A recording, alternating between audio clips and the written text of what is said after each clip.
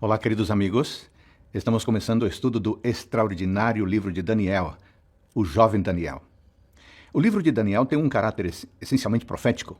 Além de prever o futuro, ele ilustra a guerra cósmica entre o bem e o mal, através das lutas dos servos de Deus que foram levados para a Babilônia por volta dos anos 600 a.C.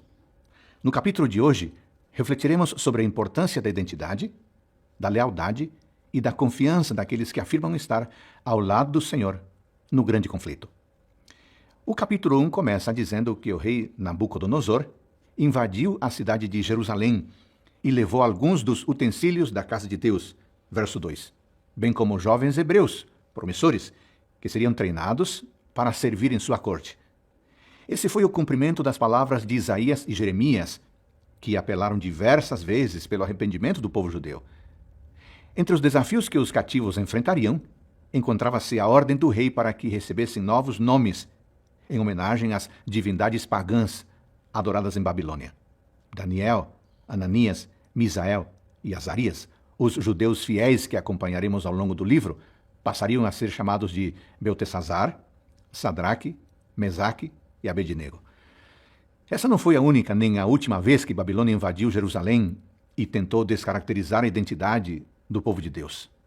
Nos dias de hoje, através de enganos sutis e uma cultura que desafia o evangelho e promove de diversas formas a assimilação e a prática da idolatria, os servos fiéis ainda são constantemente pressionados a abandonar o Senhor em nome de costumes e valores mundanos. Chegando a Babilônia, os jovens deviam se preparar para um teste. O mesmo rei que lhes deu outros nomes ordenou que comessem de sua mesa, o que incluía bebidas fermentadas, animais imundos e sacrifícios a ídolos. Para um hebreu fiel, isso significaria uma profanação, tanto de seu corpo quanto de seu caráter moral. Daniel e seus amigos foram firmes ao se recusar a cumprir essa ordem, mas agiram de maneira prudente, pedindo uma concessão ao seu chefe imediato, o qual concordou em lhes dar apenas vegetais e água por 10 dias. A lealdade desses jovens a uma dieta simples e pura mostra que, mesmo sendo chamados por outros nomes, eles não haviam se esquecido de quem de fato eram. A despeito das ordens do rei, havia um trono mais elevado em seu coração. Além da lealdade, essa decisão revela uma confiança irrestrita na palavra de Deus. Esses jovens sabiam que, no Éden, a dieta original entregue pelo Criador não envolvia nenhum alimento cárneo e que, mesmo depois do pecado, o ideal de Deus era que seu povo se mantivesse alinhado às suas orientações para uma alimentação pura e saudável. Sua lealdade nesse quesito confirmava que não haviam perdido a sua identidade. Bom, por fim, a confiança deles não foi em vão. Ao fim dos 10 dias, o chefe dos eunucos percebeu que eles estavam mais robustos do que todos os jovens que comiam das finas iguarias do rei, diz o versículo 15. Tempos depois, é dito que entre todos não foram achados outros como Daniel, Ananias, Misael e Azarias. Por isso passaram a assistir diante do rei, diz o verso 19. Esses jovens receberam dons espirituais. Daniel, em especial, recebeu o dom da profecia, que seria muito importante posteriormente, como veremos no capítulo de amanhã. Assim como no passado, amigos, hoje o povo de Deus é chamado a depositar toda a sua dedicação e todo o seu firme propósito aos pés do Criador. Ele quer fazer de nós sábios intérpretes das profecias diante de um mundo confuso e inebriado pelo vinho de Babilônia. O estilo de vida que levamos tem mostrado que confiamos decididamente nas orientações transmitidas a nós pela palavra divina ou confiamos nas orientações seculares. O exemplo de Daniel e seus amigos atravessa milênios e chega até nós como um modelo e uma esperança. A identidade é confirmada pela lealdade e a lealdade pela confiança. Assim, não devemos esquecer de quem somos ou do chamado de Deus para nós, mesmo que vivamos numa verdadeira Babilônia moderna, em que tudo tende à perda de sua singularidade. Por maior que seja a pressão, precisamos nos manter leais a Deus. Será difícil às vezes, mas agindo com sabedoria, podemos encontrar a melhor maneira de manter nossas consciências rendidas apenas à vontade do céu. Finalmente, quando perseveramos nos princípios deixados por Deus, podemos confiar nas bênçãos que também foram prometidas por Ele. O desejo do Senhor, para você e para mim, é que a nossa vida seja um memorial de quem Ele é, assim como foi a vida de Daniel, que desde jovem tomou a firme decisão de representar o Rei do Universo. Que esse seja o seu desejo e o meu desejo hoje e sempre. Amém. Olá, queridos amigos. O segundo capítulo de Daniel apresenta um sonho profético que descreve os fatos mais relevantes da história mundial. Diante da angústia do rei Nabucodonosor quanto ao futuro, Deus lhe deu um sonho mostrando que Babilônia um dia cairia diante das investidas de outro reino. E assim aconteceria até que os governos do mundo fossem substituídos pelo governo eterno, pelo governo do Rei do Universo. O capítulo pode ser estudado em 3 grandes sessões. Na primeira sessão, há uma crise de revelação e interpretação. Tanto a mente do rei quanto o significado do sonho estavam fechados para qualquer mago ou encantador da corte babilônica. Versos 1 a 16. A sessão seguinte mostra a disposição de Daniel em enfrentar o mistério e a atitude de Deus em lhe revelar o sonho e a interpretação, dando-lhe detalhes do conteúdo do sonho profético.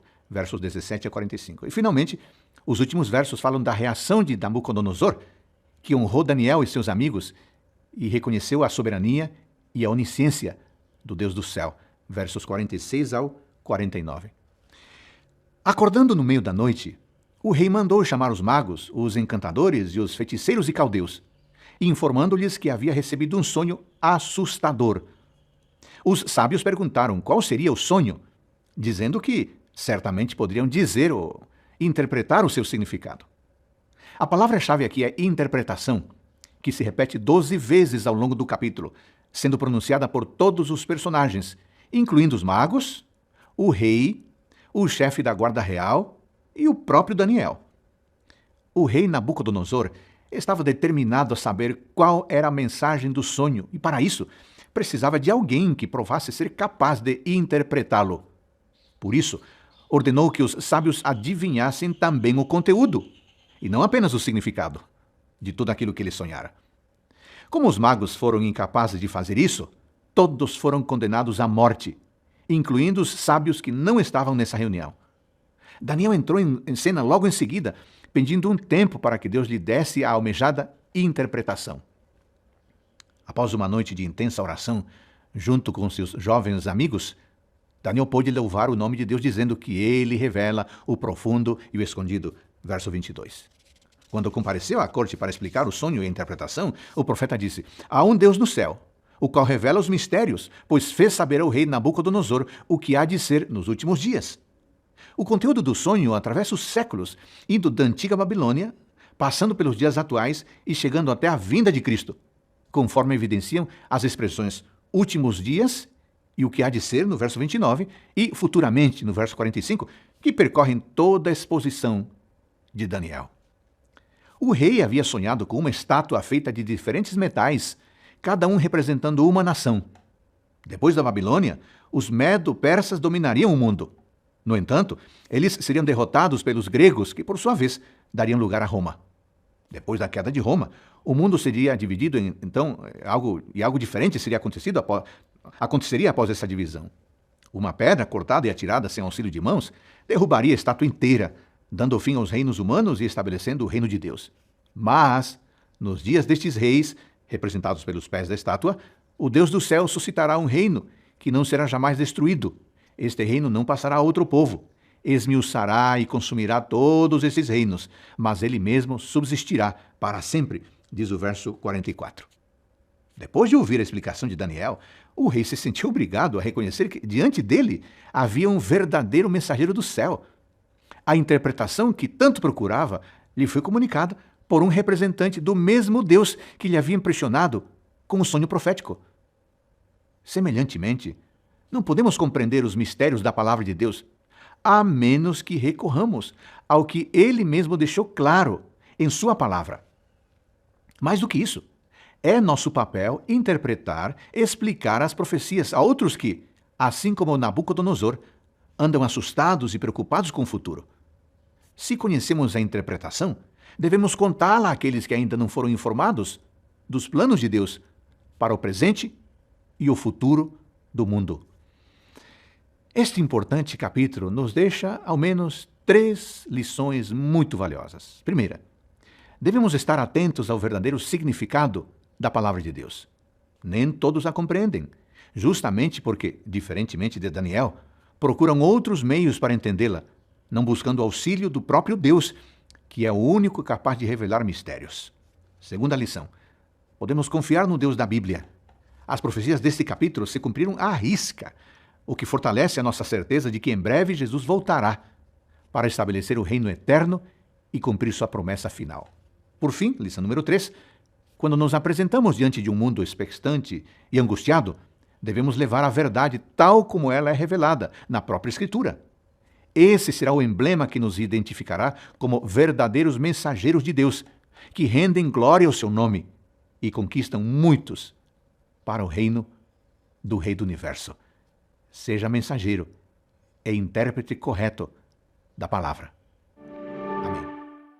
Olá, amigos. Continuamos com o estudo do espetacular livro de Daniel. Daniel e seus amigos se mantiveram fiéis enquanto estavam na corte babilônica.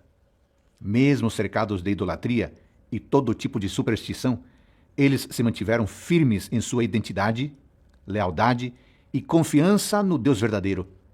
Tal testemunho os colocou em rota de colisão com o sistema pagão de adoração, que, naquele contexto, estava entrelaçado ao governo civil.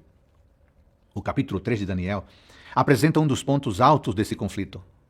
3 questões parecem ser destacadas ao longo do texto. Primeira, quem detém a autoridade suprema, versos 1 e 2. Segunda, quem deve ser adorado, versos 13 a 23. E terceira, quem é o mais poderoso, versos 14 até o 30.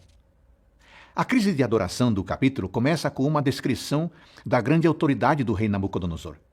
Ele levantou uma grande estátua no campo de Dura, na província da Babilônia, e reuniu representantes de todo o reino e povos conquistados, ordenando que eles a adorassem.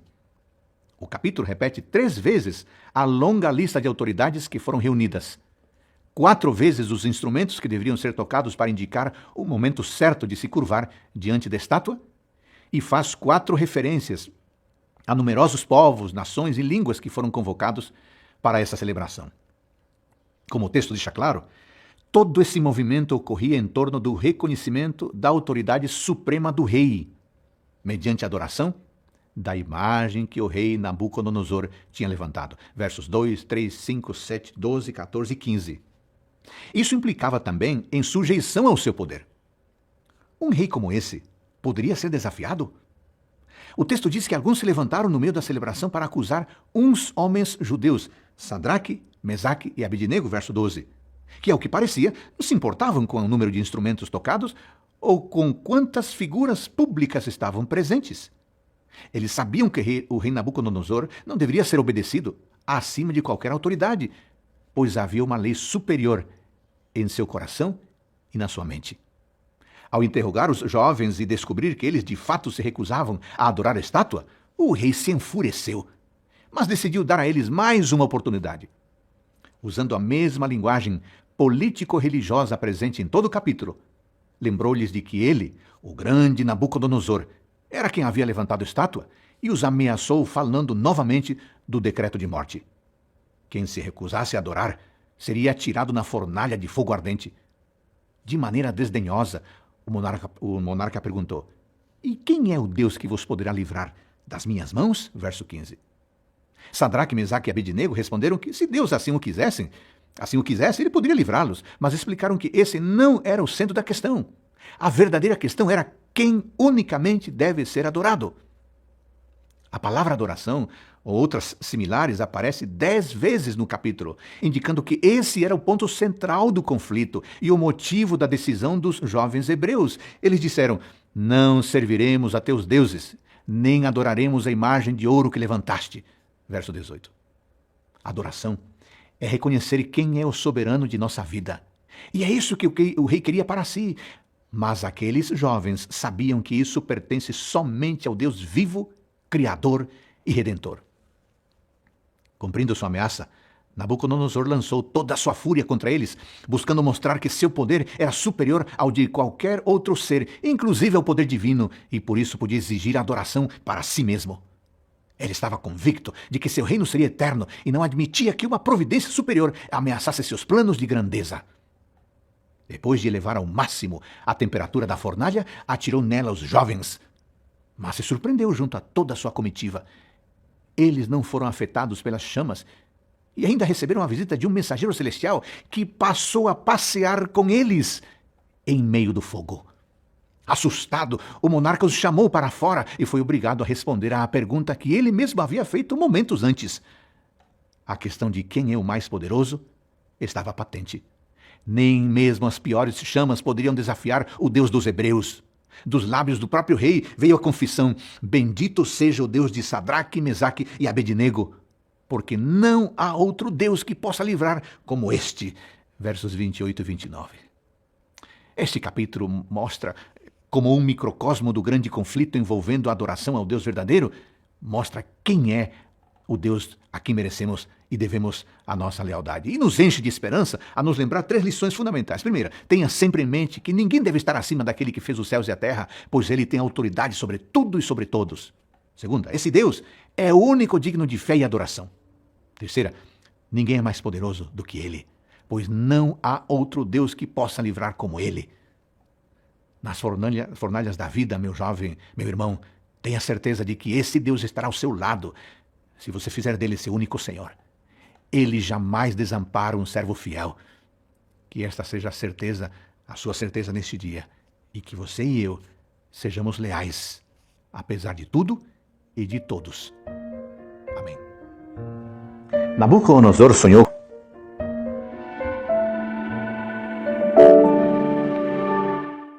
Olá, queridos amigos. Está sendo espetacular o estudo de Daniel, não é? Então sigamos. A carreira de Daniel em Babilônia se prolongou por muitos anos. Depois de Nabucodonosor e outros governantes que o sucederam, subiu ao trono um príncipe regente chamado Belsazzar, seu neto. Ele herdou a arrogância e a ousadia do avô, mas não sua prudência militar. O capítulo 5 de Daniel revela que enquanto o exército medo-persa cercava as muralhas da imponente Babilônia, o monarca promovia um grande banquete no palácio. Ali, diante da corte embriagada pela imoralidade prevalecente, os atos profanos praticados extrapolaram o limite da misericórdia divina. Nesse momento, o verdadeiro Deus revela seu decreto de queda iminente daquela terrível nação. Os fatos narrados no capítulo de hoje nos ensinam que de Deus não se zomba, versos 1 a 9. Nos dão um exemplo do papel do remanescente em anunciar o juízo divino iminente, versos 10 a 16, e nos mostram que a sentença e o castigo do céu não são arbitrários, mas baseados em um julgamento justo, imparcial, que pode ser medido e avaliado, versos 17 a 31. Gálatas capítulo 6, versículo 7 diz que de Deus não se zomba. Essa verdade pode ser vista com cores intensas em toda a narrativa do capítulo 5 de Daniel. Belsazzar zombou de Deus ao menos de 2 maneiras.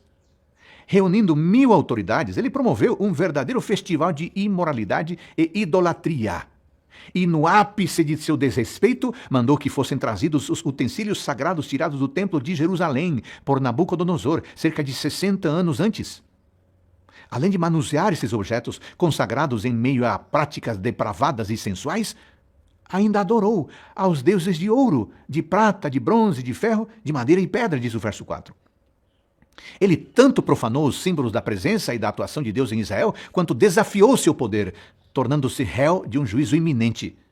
No meio de seu banquete, uma mão sobrenatural e assustadora surgiu escrevendo uma mensagem indecifrável na parede, interrompendo os risos dos convidados. A alegria deu lugar ao desespero, principalmente quando os sábios entraram no salão e, mais uma vez, não foram capazes de interpretar a mensagem divina. Para acalmar um pouco o coração do rei, a rainha-mãe disse que conhecia alguém capaz de interpretar qualquer mistério.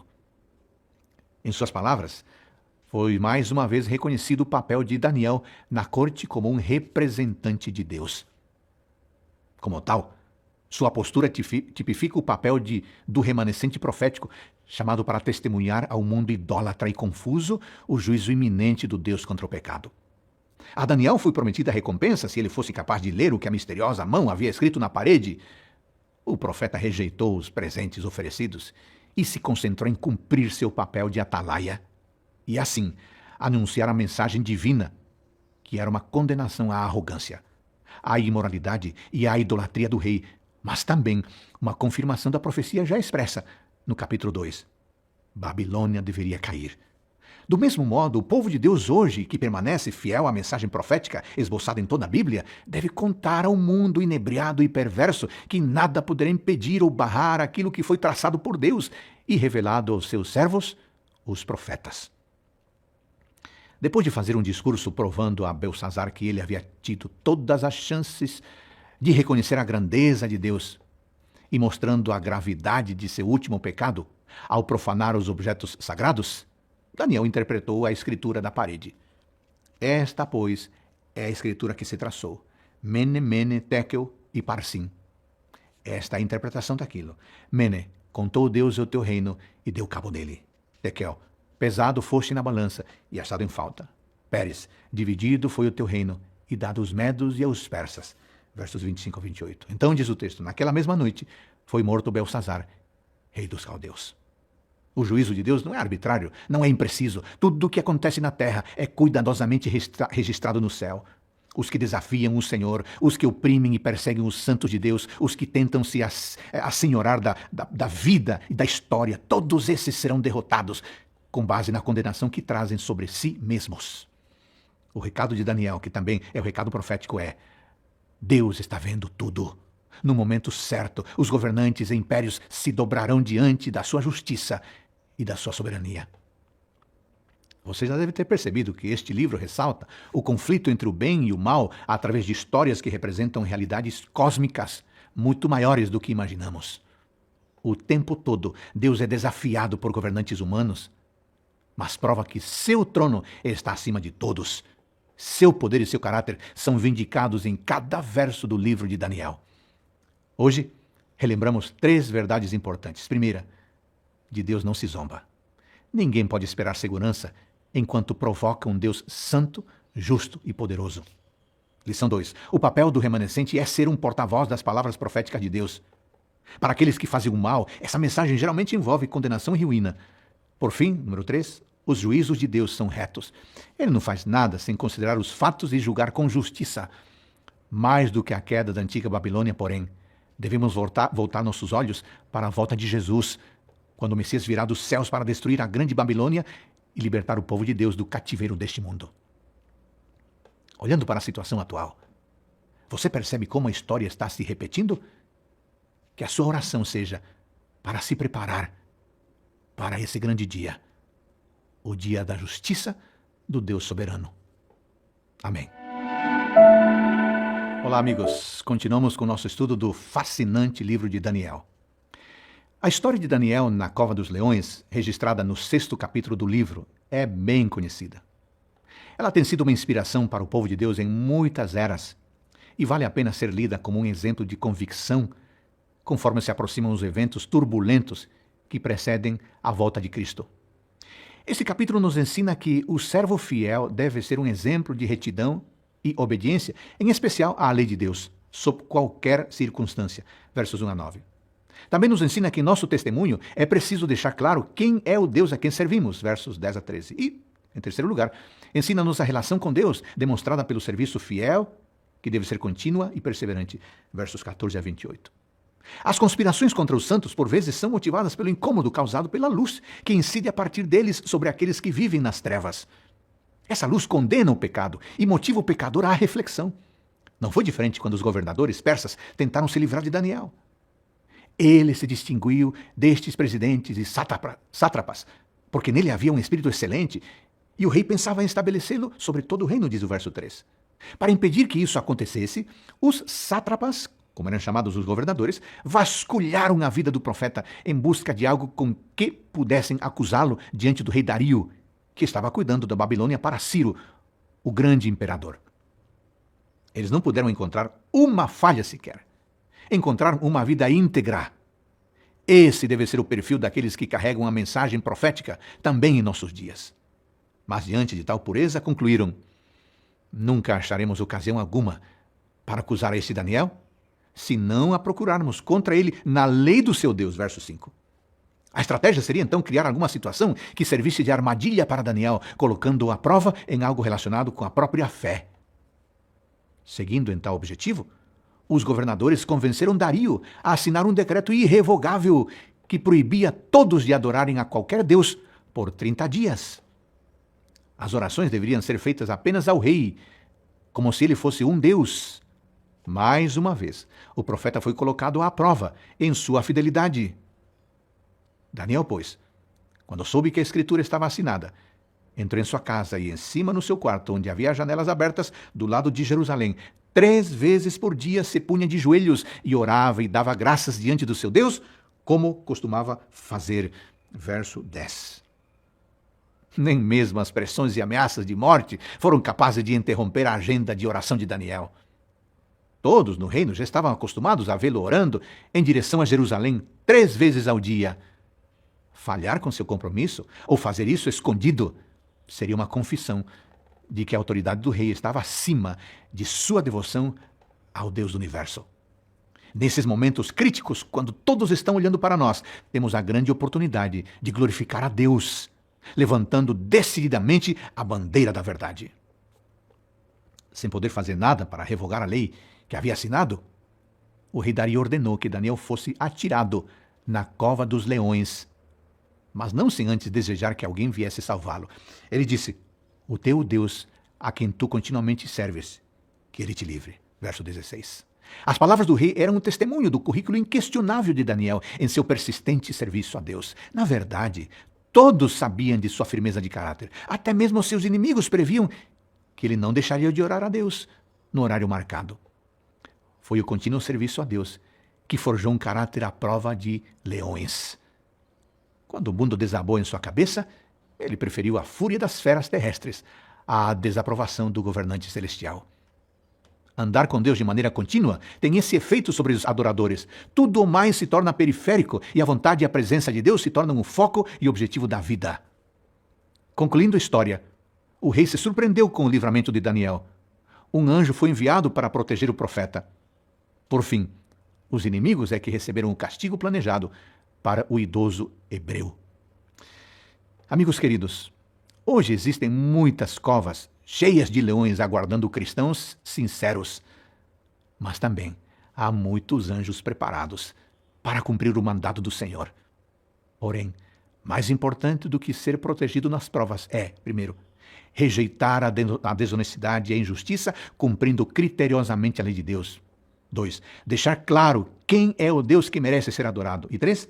Servir a Deus perseverantemente até que todos ao redor reconheçam isso de maneira espontânea e sejam tocados por esse testemunho. Que você e eu possamos aprender com Daniel o que é ser fiel, mesmo em meio à mais intensa perseguição. Que tenhamos claro em nossa mente que a nós cumpre ser fiéis e deixar tudo nas mãos do Deus Altíssimo. Amém.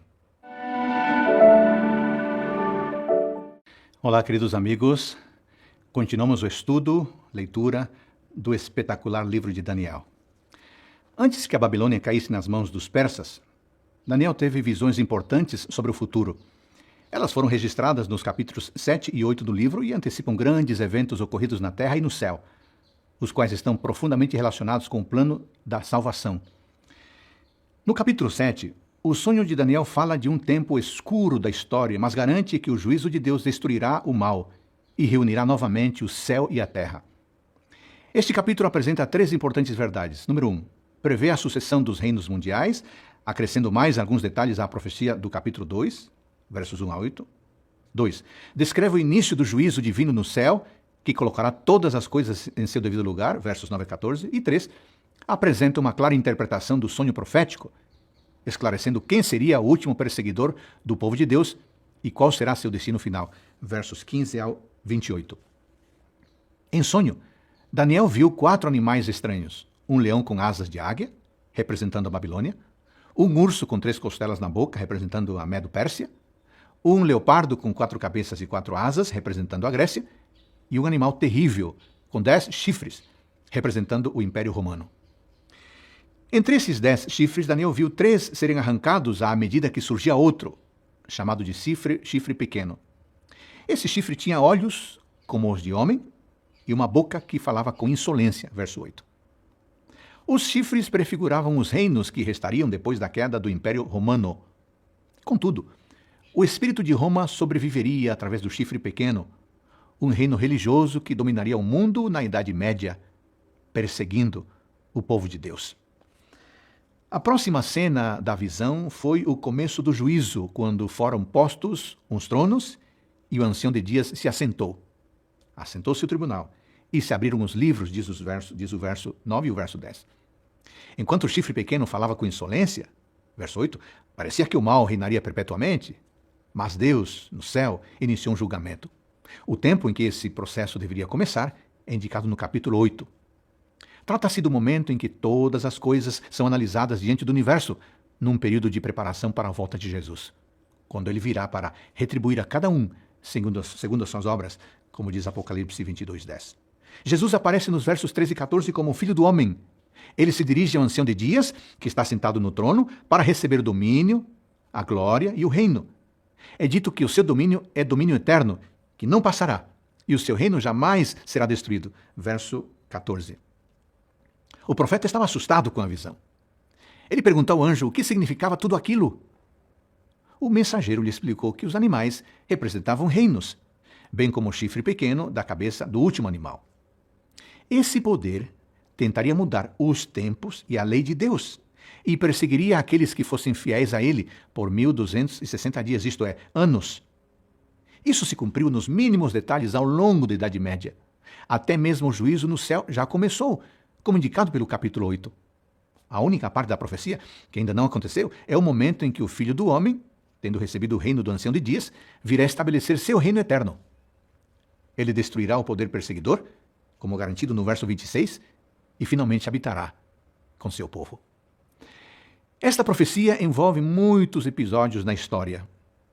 Esta profecia nos ensina que o conflito envolvendo o bem e o mal é muito mais complexo do que pensamos, mas que o Senhor sempre está um passo à frente. Somos lembrados de 3 importantes e confortadoras verdades. Primeira, a história do mundo, desde o reino da Babilônia até a volta de Cristo, é conhecida e dirigida por Deus. Segunda, há um juízo celestial em que Jesus, o Filho do Homem, se encontra diante de Deus para vindicar seu caráter e preparar um povo para se encontrar com ele. E 3, na guerra final que o império do mal travará contra os que guardam os mandamentos de Deus, temos a garantia de que o mal será abatido e de que o reino de Deus prevalecerá sempiterno. Amigo querido, alimente-se com a promessa final do anjo ou profeta, que diz: o reino e o domínio e a majestade dos reinos debaixo de todo o céu serão dados ao povo dos santos do Altíssimo. O seu reino será eterno e todos os domínios o servirão e lhe obedecerão. Que essa garantia conforte você no dia de hoje. Amém. Olá, queridos amigos. Desde o começo do grande conflito, Deus tem sido acusado diante de suas criaturas e as criaturas caídas acusadas diante de Deus. Ao longo das profecias de Daniel, vê-se uma longa batalha entre o bem e o mal, na qual o caráter de Deus é constantemente colocado em jogo. O capítulo de hoje é um dos mais importantes para entender esse conflito e a conexão de tudo isso com o tempo em que estamos vivendo. Descrevendo mais uma visão profética, o capítulo apresenta que Daniel viu novamente a linha histórica já delineada nos capítulos 2 e 7, agora começando o Império Medo-Persa, versos 1 a 8. Em segundo lugar, foram-lhe apresentados mais detalhes da obra maligna do último poder humano, a desafiar a Deus, e o julgamento que se seguiria, versos 9 a 17. Também um poder com alcance horizontal e vertical. E, em terceiro lugar, o profeta recebeu a garantia de que chegaria o momento em que a última parte de sua visão seria compreendida, antes de Deus destruir pessoalmente o último poder perseguidor de seu povo, versos 18 até final do capítulo, verso 27. 2 anos depois da visão retratada no capítulo 7, Daniel viu um carneiro sendo pisoteado por um bode que tinha um chifre notável entre os olhos, diz o verso 5. O anjo explicaria que o carneiro representava os reis da Média e da Pérsia, e o bode, o rei da Grécia. Os 4 chifres do bode, por sua vez, eram um símbolo dos 4 reinos que dominariam o território grego após a morte de Alexandre, representado pelo chifre notável. Essa profecia recapitula os eventos mundiais já apresentados nos capítulos 2 e 7. Deus estava repetindo isso para que ficasse confirmado como ele conduziria os acontecimentos até o grande clímax da volta de Cristo, quando a dor e o sofrimento serão definitivamente destruídos. Daniel viu também um chifre diferente. Ele surgiu de um dos 4 ventos do céu, verso 8, e se engrandecia. Em sua primeira versão, esse chifre expandiu seu alcance na direção horizontal, predizendo o alcance geopolítico do Império Romano. Mas é dito que ele chegou até mesmo a atingir o príncipe do exército do céu, deitando abaixo o santuário, verso 11, sinalizando que, num segundo momento, esse chifre assumiria um caráter essencialmente religioso, predição cumprida nas ações de Roma papal. Durante séculos, tentou-se convencer o mundo de que não podemos ir diretamente a Deus, por meio de Jesus, para obter perdão e salvação. Tradições humanas na forma de figuras, ritos sacramentais e dogmas sem base bíblica tentaram tomar o lugar do sacerdócio que pertence somente a Cristo. Quando estudamos as profecias de Daniel em conexão com a história, fica claro que essa profecia se cumpriu ao longo da Idade Média. O serviço celestial feito por Cristo no céu foi escondido do povo, e em seu lugar foi apresentada a intercessão humana. Essa profanação não deveria durar para sempre. Daniel viu um anjo perguntando a outro: até quando durará a visão do sacrifício diário e da transgressão soladora? Visão na qual é entregue o santuário e o exército, a fim de serem pisados, verso 13. A resposta foi: até 2.300 tardes e manhãs, e o santuário será purificado. Verso 14. Daniel novamente tentou entender o significado daquilo. Uma voz de homem mandou que o anjo Gabriel explicasse a visão. O mensageiro disse o que significava o carneiro, o bode e os chifres. Ele explicou que tratava-se de poderes dominadores e que o último chifre, especialmente, era o poder humano a perseguir o povo de Deus. Roma, em suas versões pagã e papal. Em relação à visão do santuário, porém, o anjo apenas disse: a visão da tarde e da manhã, que foi dita, é verdadeira. Tu, porém, preserva a visão, porque se refere a dias ainda muito distantes, verso 26. Esse tempo é chamado de tempo do fim. A essa altura, é importante manter em mente a conexão entre as profecias de Daniel. As 2.300 tardes e manhãs preditas ao profeta significam 2.300 anos, segundo o princípio de ano. Como vimos no capítulo 7, o ancião de dias deveria iniciar um juízo no céu antes de estabelecer o reino eterno por meio do Filho do Homem. O capítulo de hoje nos dá uma profecia de quando esse juízo deveria acontecer, mas apenas com a ajuda do capítulo 9 é possível identificar quando esses 2.300 anos deveriam começar. Essas profecias se cumpriram apenas muito tempo depois que Daniel descansasse na sepultura. Se cumpririam muito tempo depois de Daniel. Por mais que quisesse, ele não poderia entender todas as coisas. O anjo lhe disse: a visão da tarde e da manhã que foi dita é verdadeira. Tu, porém, preserva a visão, porque se refere ainda a dias muito distantes. Verso 26. Por mais que esse capítulo necessite de muito mais estudo para que possamos compreender sua mensagem, o centro de tudo é a certeza de que nem Deus, nem seu povo são deixados à mercê das acusações e artimanhas enganadoras do adversário. Com essa realidade como pano de fundo, somos lembrados de 3 preciosas lições. Primeira, por meio de seus profetas, Deus revela o conhecimento necessário sobre o futuro, a fim de nos precaver. Segunda, ele mostra que entre o erguimento e a queda das nações há um juízo celestial em andamento, no qual seu trono é vindicado e seus filhos são aceitos por meio da fé no Filho de Deus. Finalmente, os eventos preditos se cumprem no tempo profético estabelecido. E amanhã, em Daniel 9, descobriremos que o chamado tempo do fim, de fato, já chegou. Amigo querido, tenha fé na justiça e na providência divina, e como diz a carta aos Hebreus, aproxime-se confiantemente de Deus, por meio de Cristo. Ele está preparando um lar especial para você. Amém. Olá, queridos amigos. O capítulo 9 de Daniel apresenta a única esperança para as assolações da vida. Daniel havia entendido que os 2.300 anos da visão do capítulo anterior se referiam ao povo judeu. Isso o fez pesquisar e entender que o tempo do cativeiro, segundo o profeta Jeremias, seria de 70 anos.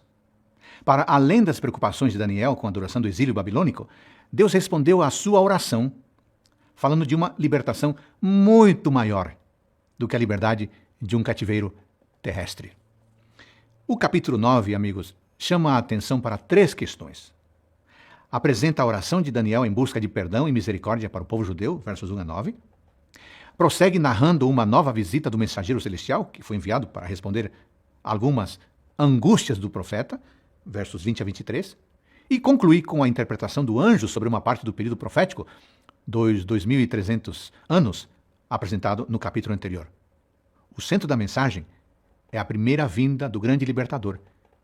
E o mesmo Filho do Homem do capítulo 7, aquele que recebe o domínio do ancião de dias e virá pela segunda vez para estabelecer seu reino eterno. Embutida nessa mensagem estava o tempo de misericórdia que os judeus ainda tinham para se arrepender do afastamento de Deus e estar preparados para a vinda do Messias. Nos primeiros 19 versos deste capítulo, Daniel fala de sua tristeza ao pensar que o povo judeu precisaria ficar mais tempo no cativeiro do que o predito pelo profeta Jeremias. Então, ele profere uma das mais belas orações de toda a Bíblia, na qual clama a um Deus que ouve, vê e age em favor de seu povo. Ele pede misericórdia, apelando para a bondade de Deus e reconhecendo o pecado de Israel. E sua humildade o faz se sentir incluído na oração, como alguém que também precisava de perdão. Em resposta, Deus enviou o anjo Gabriel novamente. O mensageiro celestial disse que Deus amava muito o profeta e que estava lá para fazê-lo entender a parte da visão que estava relacionada aos judeus. Daniel precisava entender que os 2.300 anos eram uma profecia maior, mas que dentro dessa profecia havia alguns pontos importantes que se cumpririam ainda em Jerusalém, envolvendo o povo por quem ele estava intercedendo. O tempo dentro dessa profecia maior relacionado aos judeus era de 70 semanas, verso 24. Considerando o contexto das profecias bíblicas, já estudadas nos capítulos anteriores, e considerando o princípio de ano, essas 70 semanas representam 490 anos. O anjo estava dizendo que 490 anos depois da ordem para reedificar Jerusalém, ocorrida no ano 457 a.C., acabariam os apelos de Deus aos judeus como um povo. A designação profética dessa nação para a função específica de proclamação do evangelho ao mundo, no plano divino da salvação, cessaria em razão da não aceitação do Messias. Durante os últimos 7 anos de misericórdia, representados pela última semana profética, viria o ungido, ou príncipe, verso 25. Mas ele morreria exatamente no ano 31 depois de Cristo, acabando com o sacrifício e a oferta de manjares. Jesus cumpriu essa profecia ao morrer na cruz, dando sua vida como o Cordeiro de Deus, que tira o pecado do mundo. A partir desse momento, não faria mais sentido manter os sacrifícios de animais oferecidos no templo. 3 anos e meio depois da morte de Cristo, como também indicado pela profecia de Daniel, Estevão foi apedrejado pelos judeus, selando o destino da nação, a qual perdeu o status de instrumento usado por Deus para levar luz ao mundo. A razão disso, ele veio para o que era seu, e os seus não receberam. João 1:11. A profecia das 70 semanas mostra a misericórdia de Deus com seu povo. Ele lhes deu muito tempo para se arrependerem e enviou até mesmo seu filho para morrer não apenas por eles, mas por todo o mundo. Infelizmente, porém, a oportunidade foi reiteradamente rejeitada. Mais do que isso, essa profecia nos diz quando deveriam começar também os 2.300 anos, indicados no capítulo anterior. A partir de 457 a.C., esse período se estende até o ano de 1844, quando começou o juízo investigativo no Santuário Celestial, local visto por Daniel no capítulo 7. Tudo faz parte da mesma grande história. Diante da perseguição do povo escolhido, que vai muito além do tempo do ministério de Cristo, Deus estabelece um tribunal para resolver todas essas questões iniciadas desde o começo do grande conflito. Os perseguidores são punidos, o povo de Deus é salvo e o reino de Deus é estabelecido para sempre. Como você se sente sabendo que o juízo de Deus já começou no céu e que esta é a sua chance de permitir que o Espírito Santo o aproxime de Cristo e ele o reconcilie com o Pai? Não podemos desperdiçar essa chance. Achegue-se a ele agora. e receba seu perdão, graça e misericórdia. Amém. Olá, queridos amigos. Ao longo de todo o livro de Daniel, encontramos profecias que falam da ascensão e queda de impérios mundiais. Através de sonhos e visões envolvendo imagens de estátuas, árvores, animais e seres celestiais, Deus previu quem estaria no poder, como cada poder cairia e, finalmente, o que acontecerá no fim da história deste mundo. O capítulo 10 é mais um exemplo desse grande conflito que permeia toda a história. Aqui vemos destacadas três questões. A primeira, Cristo é apresentado como personagem central do grande conflito, versos 1 a 9. Segunda, Deus é mostrado que tal conflito abrange todas as dimensões da vida humana, versos 10 a 17. E, em terceiro lugar, é deixada uma mensagem de ânimo ao profeta, que deveria permanecer firme para cumprir seu papel de receber e transmitir a mensagem do Senhor sobre o futuro, versos 18 até o 21. Daniel estava orando e jejuando há 3 semanas em busca de compreender mais sobre o propósito de Deus para seu povo. Enquanto se encontrava à margem do rio Tigre, recebeu uma visita celestial. As pessoas que o acompanhavam correram enquanto ele contemplou o ser majestoso, conforme descrito. Levantei os olhos e olhei, e eis um homem vestido de linho, cujos ombros estavam cingidos de ouro puro de Ufaz. O seu corpo era como um berilo, o seu rosto como um relâmpago e os seus olhos como tochas de fogo. Os seus braços e os seus pés brilhavam como bronze polido, e a voz das suas palavras era como um estrondo de muita gente. Versos 5 e 6. Tais características apontam para Cristo, descrito de maneira semelhante no Apocalipse.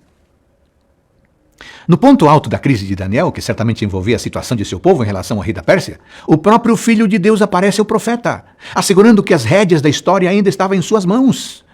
Igualmente, quando João teve uma visão semelhante em Patmos, a igreja cristã também sofria sob o jugo de um governo mundano e maligno. Em ambos os casos, sejam persas, sejam romanos, nenhum opressor tira Jesus Cristo do campo de batalha. Nenhum inimigo é capaz de impedir a presença e o conforto do Filho do Homem junto aos fiéis. Quando o seu povo sofre, ele se envolve diretamente nas batalhas. Que bênção! Entretanto, o texto evidencia que esse conflito atinge as camadas mais profundas da realidade humana.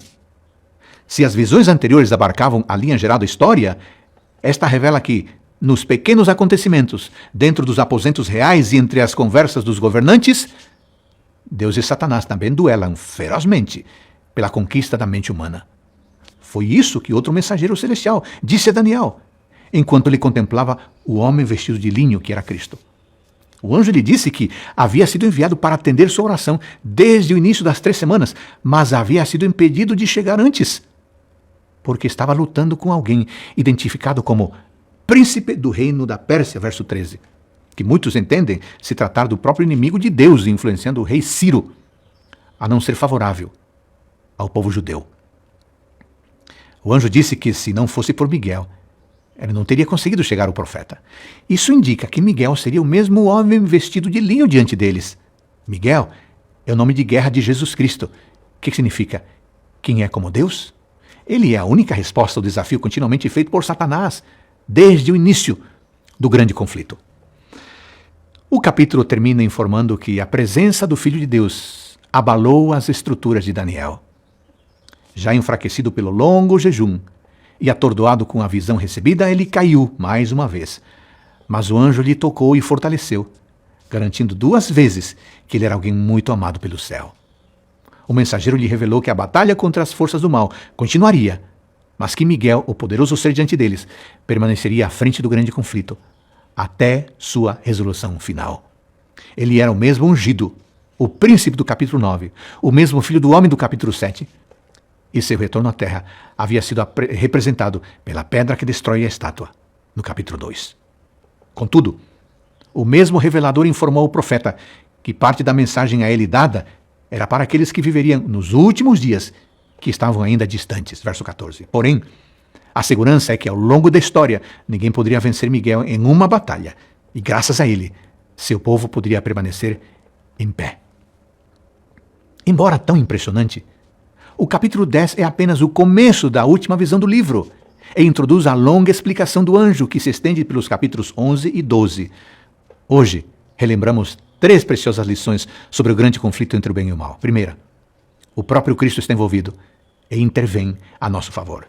Segunda, Deus e o diabo, através de seus agentes, têm lutado para influenciar a mente dos homens.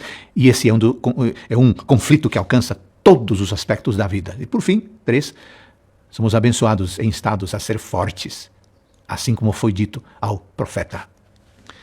Amigo querido, que ao longo de sua história pessoal, você tenha a companhia do poderoso Filho de Deus. Ele o erguerá e repetirá o que o anjo disse a Daniel. Paz seja contigo. Seja forte. Seja forte. Amém. Olá, queridos amigos. O capítulo 11 do livro de Daniel é um verdadeiro desafio para os intérpretes das profecias. Ele é um lembrete de como é importante avançar em compreensão dia a dia no conhecimento da palavra de Deus. Mais uma vez, refletiremos sobre como o Senhor conduz a história a despeito das falhas humanas. Compreenderemos um pouco mais a natureza do inimigo de Deus dos últimos dias e veremos que atitude o povo de Deus deve ter nos momentos de escuridão deste mundo. Apesar de ainda não compreendermos todos os detalhes presentes nesta profecia, podemos dizer que ela reconta a história dos capítulos 2, 7 e 8. Começa com o Império Mundial dos tempos de Daniel, Pérsia, e avança até o conflito envolvendo um império sombrio que desafia Deus e seu plano de redenção. Esse poder perseguirá o povo fiel, afrontará o Altíssimo e tentará se colocar no lugar de Deus. Diferentemente de todas as outras, esta profecia oferece muito mais detalhes, incluindo confrontos locais, crimes horrendos e uma trama de intrigas e traições. Pelas linhas tortas das escolhas humanas, Deus permanece escrevendo história segundo o seu propósito e providência. Mesmo que o homem pense estar no comando, sua espada e seus exércitos não são nada mais do que figurantes, preparando o cenário final para que o próprio Redentor intervenha na história e consume seu próprio reino já inaugurado na primeira vinda. O fim do capítulo volta a falar do último império da Terra. Esse poder, já identificado como um dos chifres de Daniel 7 e o chifre pequeno de Daniel 8, é chamado aqui de Homem Vil, versículo 21, culpado de quebrantar o príncipe da aliança, verso 22. É dito que dele sairão forças que profanarão o santuário, a fortaleza nossa, e tirarão o sacrifício diário, estabelecendo a abominação desoladora, verso 31. Esse poder, já presente nos últimos dias, desafia a autoridade de Deus, tentando implantar um novo sistema de adoração e veneração, baseado na autoridade de homens. O capítulo 8 também fala de sua obra enganadora, em desafio direto ao santuário celestial, aqui referido pelo anjo como a fortaleza de onde ele mesmo veio. O mensageiro ainda explica que esse homem vil se levantará e se engrandecerá sobre todo Deus. Contra o Deus dos deuses falará coisas incríveis e será próspero, diz o verso 36. Enquanto o mundo segue os enganos desse sistema, devemos estar atentos à escritura da verdade, de olhos fitos na fortaleza de Deus, que é o mesmo santuário de Deus que se acha no céu, conforme visto por João no Apocalipse. Esse capítulo também fala do papel exercido pelo povo de Deus no conflito. Numa guerra em que o que está em jogo é a palavra e a autoridade divinas, o verso 32 diz que o povo que conhece o seu Deus se tornará forte e ativo. Esses são os sábios, como dito no verso 33, que ensinarão a muitos, mesmo que caiam pela espada e pelo fogo, pelo cativeiro e pelo roubo, por algum tempo. Prevendo um tempo de perseguição, o anjo disse a Daniel que alguns dos sábios cairão para serem provados, purificados e embranquecidos até ao tempo do fim, porque se dará ainda no tempo determinado. Verso 35. Assim como o próprio Daniel comparecia com regularidade diante dos reis da Babilônia para explicar as mensagens proféticas enviadas por Deus, esse povo sabe do tempo do fim, que é o tempo em que estamos vivendo agora. Esse povo deve anunciar ao mundo o iminente cumprimento das últimas mensagens proféticas de Deus. Deve proclamar o juízo universal, que resolverá, enfim, o problema do mal e consumará finalmente o reino eterno de Deus. É nosso papel compartilhar o conhecimento dessas profecias com todas as pessoas que pudermos.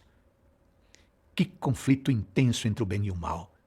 Ele envolve a história das nações, forças sobrenaturais e uma missão especial dada por Deus ao seu remanescente no tempo do fim. No capítulo de hoje, aprendemos que Deus continuaria dirigindo a história até sua consumação, a despeito dos interesses e fraquezas humanas. 2. É explicado que o ponto crítico do último engano e da perseguição que se abaterá contra o povo de Deus no tempo do fim envolve o ministério de Cristo no santuário celestial.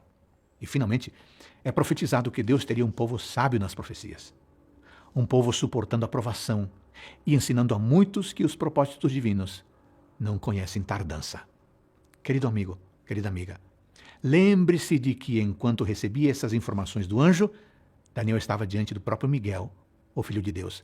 Ele estava pessoalmente ali para assegurar que, mesmo diante de um futuro tenebroso e desafiador, o povo que permanecesse fiel poderia desfrutar de sua vitória e partilhar de seu reino. Eu pergunto, você quer estar entre os sábios dos últimos dias, que ensinam a verdade e são fortes justamente no momento de maior dificuldade? Então, apegue-se à palavra, estude as profecias e compreenda o propósito divino para a sua vida em fazer parte do remanescente do tempo do fim. Em breve, as profecias encontrarão o seu cumprimento final. E eu lhe pergunto, de que lado você estará? Olá, queridos amigos, vamos para o último capítulo do nosso estudo de Daniel. O livro de Daniel termina com uma mensagem de esperança, tanto para o profeta quanto para todo o povo de Deus. O livro, que começa com o povo sendo levado cativo e segue contando sobre a presença de Cristo com eles, mesmo no cativeiro, termina com a garantia de libertação. Então, o último capítulo apresenta o clímax do grande conflito, prevê o momento em que a parte da profecia não compreendida por Daniel seria entendida no tempo do fim e pronuncia uma bênção tanto sobre o profeta, que descansaria de suas lutas, quanto sobre os que estariam vivos para ver o cumprimento das promessas proféticas de Deus. Depois de descrever em detalhes uma série de acontecimentos desde os dias de Daniel até o fim do mundo, o anjo que lhe dá a visão iniciada no capítulo 10 começa a encerrar seu discurso dizendo: nesse tempo se levantará Miguel, o grande príncipe e defensor dos filhos do teu povo, e haverá tempo de angústia, como nunca houve desde que houve nação até aquele tempo. Mas naquele tempo será salvo o teu povo, todo aquele que for achado inscrito no livro, versos 1 e 2. O anjo confirmou novamente que o povo fiel seria perseguido, mas foi enfático a dizer que o mal não será tolerado para sempre, pois se levantará Miguel. No clímax do grande conflito, o ponto alto do duelo entre o bem e o mal, o próprio Filho de Deus colocará um ponto final na história de sofrimento do seu povo. Ele salvará os que tiverem seus nomes escritos no livro da vida, libertando-os até mesmo da morte. O clímax do grande conflito também é o tempo em que os que forem sábios, pois resplandecerão como o fulgor do firmamento, e os que a muitos conduzirem à justiça, como as estrelas, sempre e eternamente. Verso 3. O brilho dos que são sábios para compreender e pregar a mensagem profética de Deus nunca se apagará, pois o próprio Jesus, descrito no capítulo 10 como um ser glorioso, estará com eles. Depois de ouvir as últimas palavras do anjo, Daniel viu 2 outros seres celestiais em margens opostas do rio. Um deles perguntou ao homem vestido de linho, que é o mesmo Jesus, Miguel e filho do homem, quando se cumprirão estas maravilhas? Verso 6. Em resposta, Cristo jurou em nome de Deus que isso tudo aconteceria quando acabasse a destruição do poder do povo santo, depois de 1 tempo, 2 tempos e metade de 1 tempo. Verso 7. Esse é o mesmo período profético mencionado em Daniel 7,25 e se refere aos 1260 anos em que o povo de Deus foi perseguido por guardar a lei e ser fiel à sua palavra, em lugar de honrar o poder usurpador chamado anteriormente de outro chifre, ou chifre pequeno. O próprio Jesus prometeu que, cumprido o tempo, o conhecimento a respeito das profecias desse livro, com especial ênfase na obra de purificação do santuário, se multiplicaria, sendo tais verdades compreendidas e também proclamadas, havendo a preparação de um povo para se encontrar com o Senhor. No livro do Apocalipse, no capítulo 10, João registra uma visão semelhante que teve de Cristo, na qual lhe foi confirmado que o tempo predito se cumpriria e o selo de parte da mensagem de Daniel seria tirado, impossibilitando a compreensão da obra de juízo investigativo pré-advento de Cristo, no tempo do fim. Numa última tentativa de entender o que não havia compreendido da mensagem que recebera, o profeta Daniel perguntou: Meu senhor, qual será o fim destas coisas? Verso 8. Em resposta, Miguel disse que as palavras entregues ao profeta estavam encerradas e seladas até o tempo do fim. Ou seja, seu servo fiel não compreenderia a parte do que lhe fora revelado. Seu papel era deixar registrado, pois o que estava selado só seria desvendado aos que viveriam no tempo do fim, depois do tempo de perseguição que terminaria em 1798. Foi predito que muitos serão purificados, embranquecidos e provados, mas os perversos procederão perversamente, e nenhum deles entenderá. Mas os sábios entenderão. Versículo 10. Em clara expressão da justiça divina, o anjo pronuncia duas bênçãos. A primeira para os fiéis do futuro. Retomando o que já havia sido explicado, o anjo menciona que transcorreriam 1290 anos depois que as forças do mal conseguissem estabelecer a abominação desoladora. No versículo 11. Para perseguir os fiéis, ou seja, a partir de 508 depois de Cristo, as forças do mal se alinhariam contra o povo de Deus. Mas mesmo diante de tamanho tempo de prova, é prometido que seriam bem-aventurados os que chegassem até os 1335 dias-anos, o que nos leva ao ano de 1843-44, quando a mensagem do juízo de Deus e o breve retorno de Cristo passa a ser pregada em todo o mundo. E a mensagem profética de Daniel finalmente foi aberta a todos os que desejarem compreender qual o último apelo de Deus feito à humanidade. Mas o livro termina com outra bênção, desta vez para o próprio Daniel, o servo fiel daquele tempo, a quem foi garantida a herança celestial futura. Jesus disse que Daniel descansaria, mas ao fim se levantaria para receber uma herança, verso 12. Ele não viveria para ver a purificação do santuário, mas descansaria na certeza de sua realização no tempo determinado. O último capítulo de Daniel nos deixa 3 lições preciosas. Primeira, Deus tem garantida a herança de seus servos. E ela será dada no dia em que Miguel se levantar. Salvar os que tiverem seus nomes no livro da vida e deram fim ao pecado. Segunda lição. Deus também tem uma missão designada para os herdeiros, pois o que ficou selado no tempo de Daniel está agora aberto para a compreensão e proclamação neste tempo do fim. O juízo investigativo pré-advento e as 3 mensagens angélicas, que são a última proclamação, precisam ser apresentadas ao mundo, a fim de preparar um povo para a breve volta do Senhor. Terceira lição. Deus tem uma recompensa para aqueles que se tornam testemunhos vivos de suas verdades para o tempo em que vivem. Neste grande drama cósmico em que a verdade sobre Deus deve ser a pauta principal, em cada coração, em cada mente, de que lado você está? O que você pessoalmente tem feito para testemunhar a verdade? Ainda dá tempo de estar entre os sábios desta profecia. Que Deus renove você no desejo de querer compreender e viver as verdades proféticas. Muito obrigado por me acompanhar mais uma vez neste precioso livro, o livro de Daniel. Que Deus abençoe você, jovem, irmão, adulto, adolescente, que todos nós sejamos fiéis e leais a Ele e que em nossa vida carreguemos a identidade profética da palavra de Deus. Amém.